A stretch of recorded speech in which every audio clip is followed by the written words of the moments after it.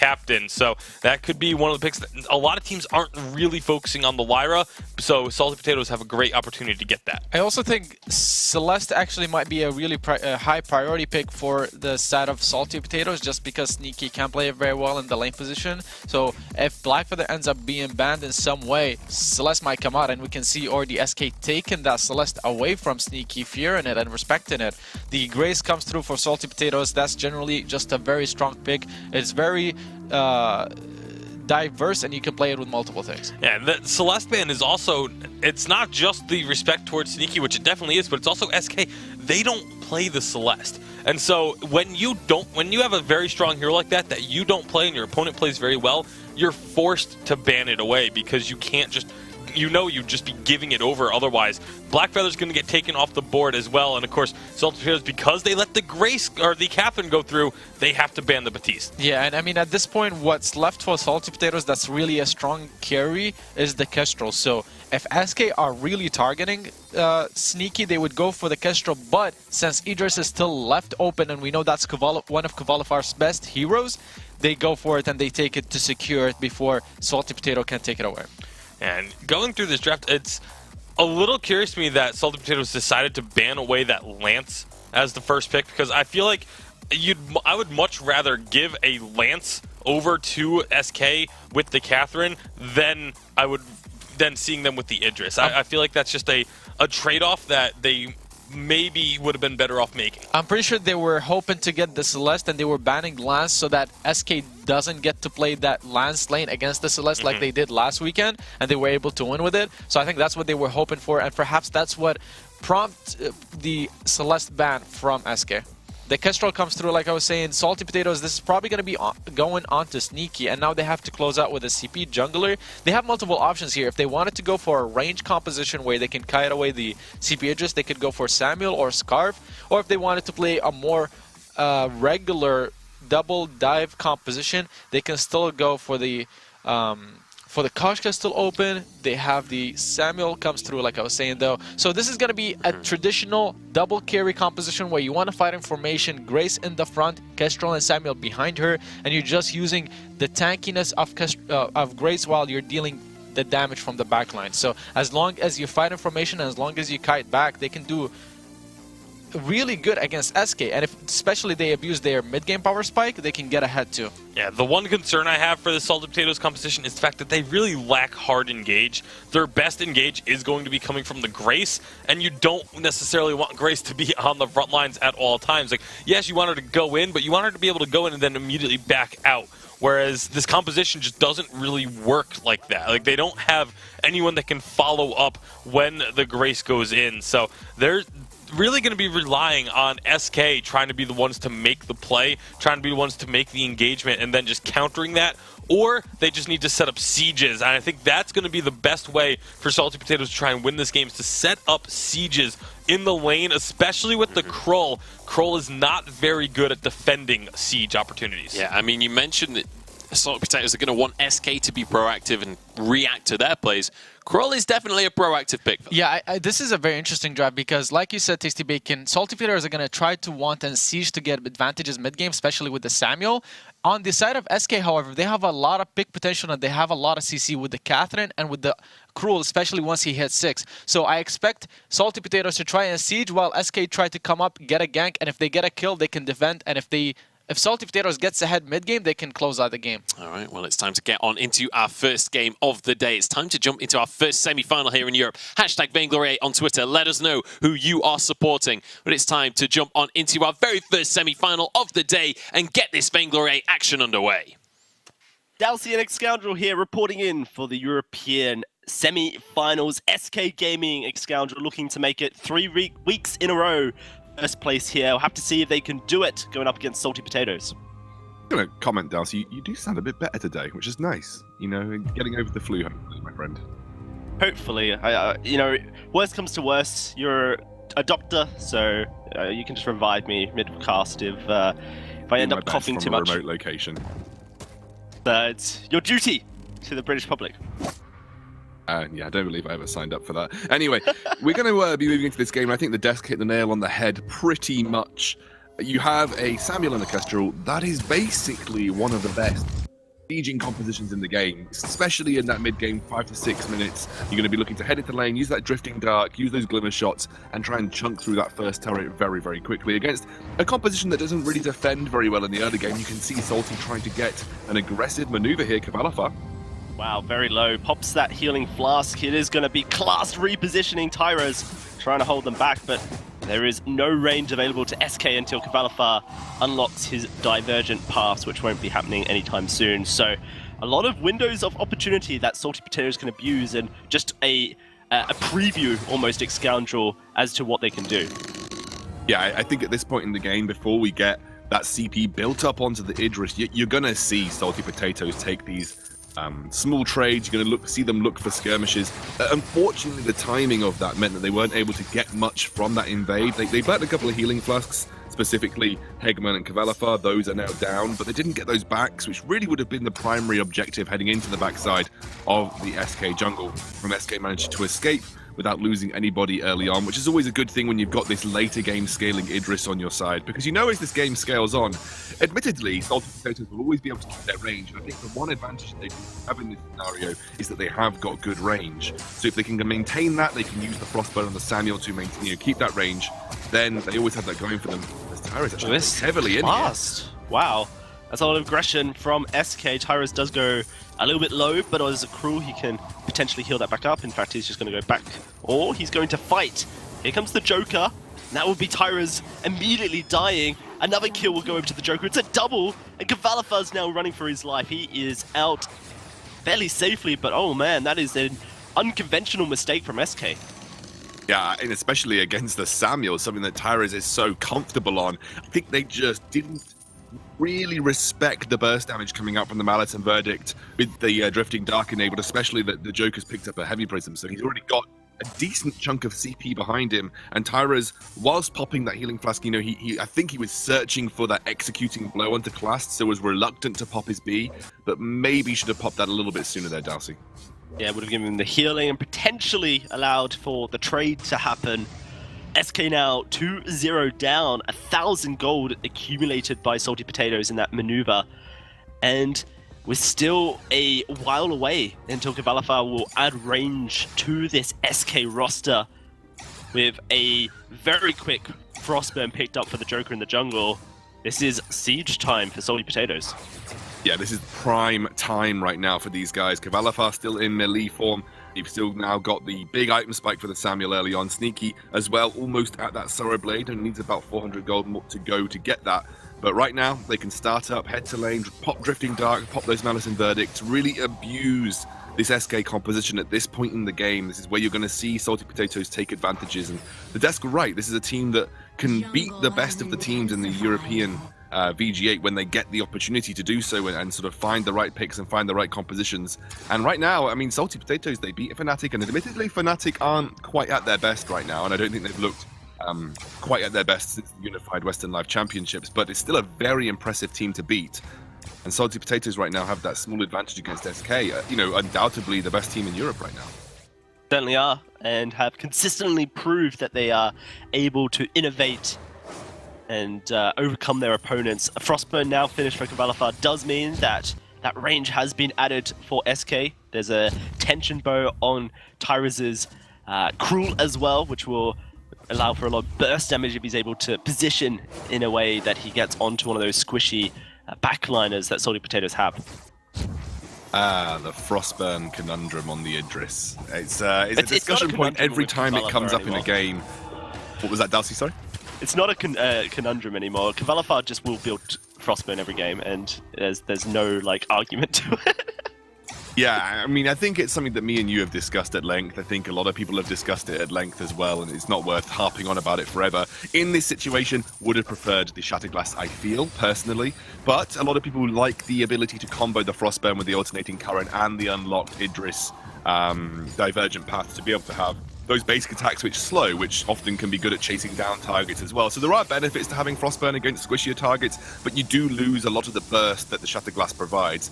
So I think it's I think it's a play style thing more than anything. I think I've come to the conclusion that it's definitely a play style variation. If you are looking to play more of a basic attack focused carry, chase people down and use that Frostburn with your basic attacks, I'll talk in a minute as Hegman goes in. Yeah, Hegman does go in. That's going to be a stun over onto Class, but SK are disengaging. A one-shot will take down Hegman. Oh no, doesn't pop his fountain, so no burst healing to come through. Now SK, could have popped two his men speed as under well. the turret. Yeah, it's true. So, Hegman a little bit slow. This turret will go down as a result. Kavalafar may have to use his Shimmer Strike, depending on how aggressive Joker wants to be. Turns out SK are going to be fine here. And you talk about playstyle with the Frostburn. SK love that playstyle of the Frostburn because every time we do see Kavalafar on a CP Idris, it is generally double melee in the form of the captain and a jungler. So the argument there from SK is that Kavalafar is allowing for Tyros and Hegman to get in position to do more damage.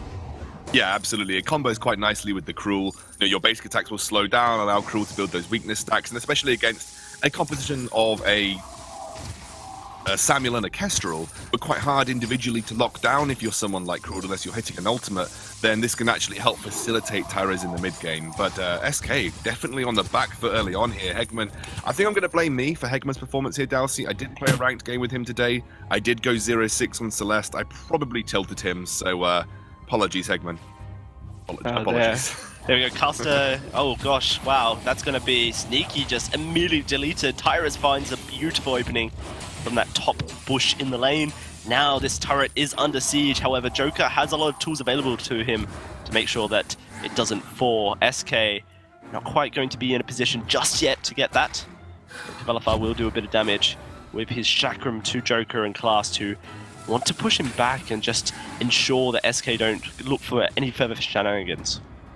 Yeah, and actually, SK's composition at taking turrets is not exactly great if you don't take a major man advantage when pushing the turret. You've got Kavalafar. As soon as he gets more CP behind him, he will shred turrets. Everybody knows that a CP interest will just destroy turrets if he gets given the opportunity. But this early on in the game, you know, it takes an extended period of time as this SK composition to actually pick up a turret. And that's not going to be possible even in a 3 versus 2 situation, because even, you know, Clast has got decent wave clear on the Grace, or at least wave stall in any way, shape or form. And with Sneaky and Joker, who have got great wave clear in their own right, it's going to take a little bit more than just getting a singular pick for SK to get any noticeable map advantage from turrets. What they could do, though, is by going for Goldmine, draw the Salty Potatoes roster in, as Class responds to the stun coming out, as Hegman just trying to pick up as much as possible here, Dalsy. So I want to draw your attention to Hegman's item build. Got that Void Battery in his pocket, meaning that he's not going to go towards a second item, Crucible, against a Holy Nova Oblivion composition. Could be a little bit risky for SK to take team fights at this point. I think what he's essentially going for here is very early Echo to provide a huge amount of troll in these team fights. You can't Holy Nova if you're silenced, for instance. So he's just trying to buy time in these mid-game team fights to allow Tyrus to do his thing. Class actually goes in here.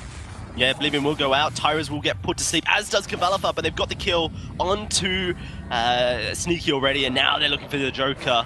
Seems like that Oblivion wasn't too impactful in slowing down SK, as Tyros a huge burst, but not quite finding the kill just yet onto the Joker. May charge forward. Maybe they just turn their attention to Clast here with a Holy Nova, keeping him rooted. Joker's going to put a lot of damage down. A one-shot will connect, but the heal from that Spectral Smite will keep Tyros alive and dandy.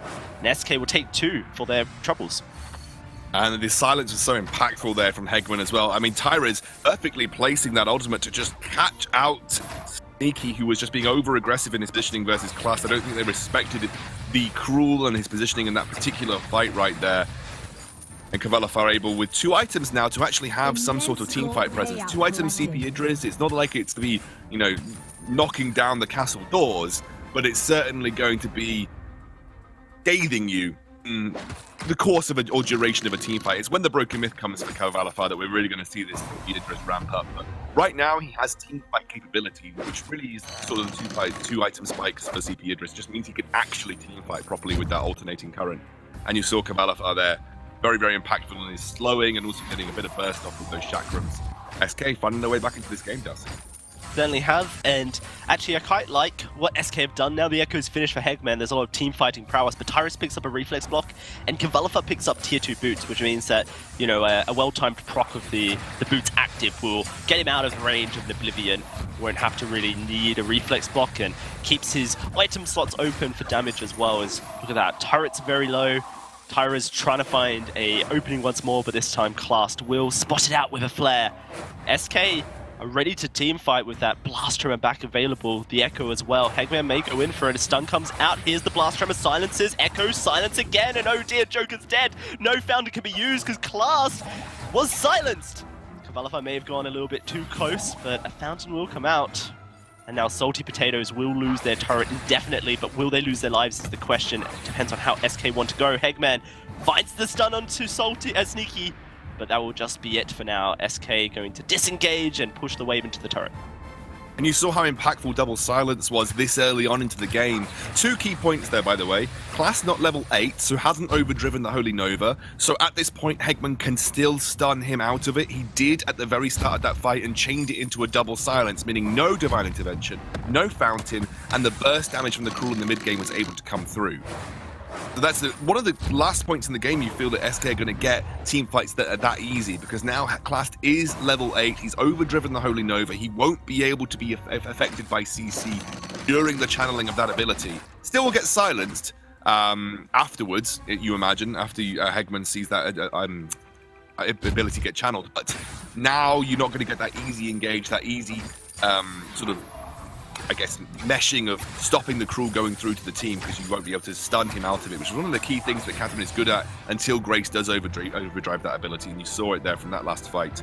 But SK, maybe that mid-game advantage is all they needed, Dowsey, because you're looking at Kavalifa very close to a Broken Myth. They needed a couple of fights in the trot to get their gold in the bank, and once Kavalifa gets Broken Myth, which he just has now in the Crystal Infusion, they've already got to the point in the game where the late game CP interest is going to come on.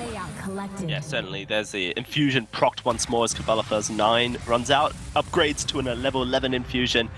And of course, the one thing that overdriving Holy Nova does is, like you mentioned, you can't be stunned, but it also means you can use your Crucible whilst channeling the Holy Nova. So there is potential for Classed to not only knock the Catherine out of her Blast Tremor if Hegman was to misposition, but also to Crucible the Blast Tremor whilst Hegman goes in for engages. So, like you mentioned, a very easy team fight for SK before, but now things definitely going to be a little bit different. Not necessarily harder for SK because they've got Kavalifa to this 3-item point on the address. Yeah, like we said, they really only needed that mid-game boom to allow Kavalifa the time to scale up. A couple of fights that they played so incredibly well, and I think that was facilitated specifically by the Echo, basically has allowed Kavalifa to now scale up to the point where he's, doing exactly what you see here, just being a mega threat on the CT Idris, which we know scales up incredibly well. Hegman's also now picked up the Null Wave Gauntlet, essentially saying to Class, okay, well, you've overdriven Holy Nova, I've got another tool in my arsenal to stop you using things like Crucible and Fountain. Also means, you go Null Wave Gauntlet into a silence, into another silence. It's very difficult to play around that without your own reflex block, and I think Class will now soon be considering that. Not got the gold right now to do it, but will definitely be on the horizon for him. Such incredible timing from SK, right? They haven't had a team fight since that Holy Nova was upgraded, but they've basically got the tools to counter the fact that Holy Nova is now overdriven and will prevent Class from being stunned whilst channeling it. Hegman hasn't felt the need to go towards any defensives because he has that bubble, the Stormguard bubble, which prevents him from taking too much damage. It allows him to tank up a lot of the burst damage that Sneaky can output if he positions well. And realistically, he's not even the target here. Kavalifa is going to be the one that Salty Potatoes will be eagerly trying to burst down. And this is just what makes SK so brilliant, is their game timing throughout the series is just so well prepared and understood of what they need. That's going to be the stun onto Sneaky, and he's just going to take so much burst damage. Does get the Divine Intervention. Item Silence is on to Class. There's going to be Salty Potatoes just about escaping the double Blast Tremor. Wasn't impactful enough this time, but another stun onto Sneaky, who gets away just about, but the low health bars means that SK can take a turret, and if that's the end goal at the end of the day is turrets and objectives, and they may even get some kills for themselves as Class basically goes in to try and save Sneaky but cannot do so, may just lose his life as well to Kavalafar, who's got his Shimmer Strike, got so much damage, and another kill goes into his pocket. 3-0 and 2, SK now looking to try and push even more advantages for themselves. And that's the 9 broken myth stack CP Idris for you. The basic attacks actually start to hit like trucks as well. Plus, you saw the power of the Holy Nova there, able to stop the engage from Tyrus and Kavalafar trying to jump in, but unfortunately, I actually think Joker ended up killing Sneaky with a reflect off the Storm Shield. As you see, Sneaky wasn't even attempting to attack Hegman when that Storm Shield was up, but I believe Joker actually did, so ended up killing his teammate, and that has allowed this very quick, shredding Kraken team to take the Kraken in a matter of seconds here. And Tyrus also, with the Poison Shift pickup a few minutes ago, is going to start to combat the sustain coming out from Class, the sustain coming out from Joker as well. Very clever pickup for him. Really all that he needs in terms of offensive capability here, because all that the Cruel is really here to do is reduce damage output now of someone, try and find a cheeky smite, but was really there also to help smooth the game into the late game to allow Kavalafar to hit this 4-item CP Idris. Scoundrel Hegman's picked himself up a Stormguard banner. This is SK saying we are going to win this game right now. Extra 2 damage towards objectives. SK pushing the Kraken into the base. The choke turret is down.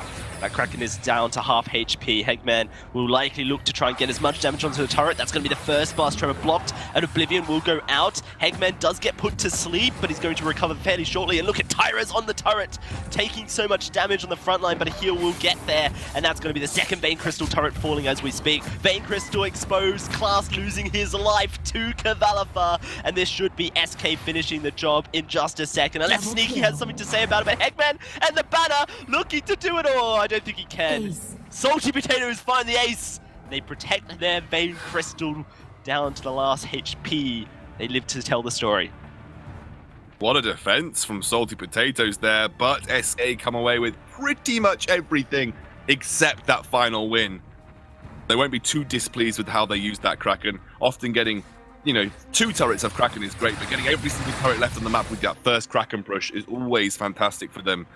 Maybe a little bit too focused on the Kraken, didn't quite respect the defense potential of this now almost 4-item weapon power Kestrel and 3-item, including Broken Myth, CP Samuel. So the damage is there for Salty Potatoes if they can find the fights in their favor. You can see Sneaky's even gone for a Bonesaw here. That's a little bit odd. The Bonesaw pickup for me, you're not really playing against any armor apart from that of Tyrus. Tyrus has only got a coat of bait, so it's not like you're facing up a team against Metal Jackets. It feels like this was a preemptive Bonesaw pickup for Sneak. I don't think it's a bad pickup in general, because obviously there's always base armor to shred through, and at level 12, sometimes base armor is just enough to warrant even getting some armor pierce on your side, but probably would have preferred to have seen just literally the straight-up critical strike build from him. But he's gone for the Bonesaw, so even if there is armor built now, he can now plan into the future. You've also got 33 stacks on Catherine as well, so you do want to probably respect the amount of armor that she's picked up, because that's 66 in its own right, just off her heroic perk. The Bonesaw, fairly typical. It's the most efficient build for like all-round Kestrel play, because your Glimmer Shots actually will provide stacks for the Bonesaw, and so you could actually put Bonesaw stacks onto multiple targets, which is something that not many heroes can do. So it's definitely like a Druid favorite when it comes to Kestrel. He definitely popularized this build over in East Asia. But you're right, there is very little armor being built by SK, if not for the natural stacking of the Catherine. Salty Potatoes wanting to defend this Kraken at this point.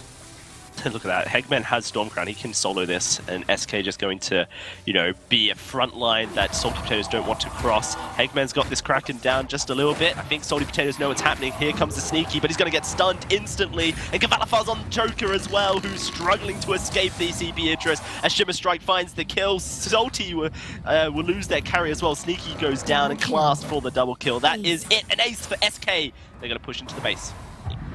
And again, that was a really nice play from SK. They knew that they could allow Catherine to solo the Kraken with the Stormcrown, the amount of stacks that she had built up as well, meaning that Tyrus and Kavalafar could play this aggressive style, warding the Salty Potatoes roster away from the Kraken pit, and just basically forcing them to either face check into a Cruel, which is something that you never want to do at this stage in the game, And then obviously they tried to make the flank happen, but the collapse from Tyrese and Hegman was just too good. And Sneaky, as soon as he revealed himself, made himself an instantaneous target for that cruel ultimate, and then a chain stun from the Hegman. So I think just really lovely played. I think some of those mid-game team fights around before Holy Nova was overdriven from Clast was really good from SK. It allowed them to smooth over to the late game where Cavalifar came online. Wasn't the cleanest game from SK, but it was certainly a masterclass of how to play your compositions, win conditions to a T. 1-0 to SK.